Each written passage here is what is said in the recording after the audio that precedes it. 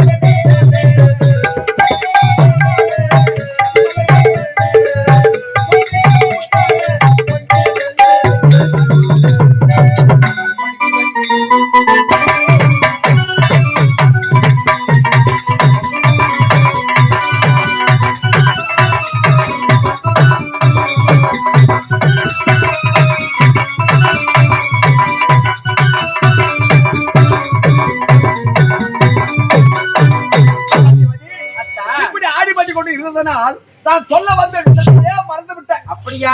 எதற்காக என்ன தெரிகிறதா? நம்முடைய மூத்தவர்கள் தத்துவன் அயல்நாடு சென்று பட்ட படிப்பை படித்து முடித்து விட்டு நம்முடைய நாட்டில் வந்து ஓய்வு அல்லவா? எனக்கு வலுதாகிவிட்டது. நாட்டின் பொறுப்பை நம்முடைய மகனுக்கு ஒப்படைக்க போகிறேன். அப்படியா? செய்தியை உன்னிடம் உரைக்க வேண்டும் என்று தான் உன்னை விரவகழைத்தேன். அப்படியா? சுவாமி, நீங்கள் என்ன உரைக்கின்றீரோ அதை நான் கேட்கத்தான் இருக்கிறேன். சாபாஷ். பெண் என்றால் நீ அல்லவா பெண். பெண் குலத்தின் பொன்விளக்கு என்றால் உனக்குத்தான் சமம். ஆனால் நாம் இருவரும் இதற்கு முடிவெடுத்தால் ஆகாது. நம்முடைய அமைச்சர் இருக்கிறாரா விசக்கொடி, அவரை அடைத்து எடுக்கலாம். புறப்படுங்க.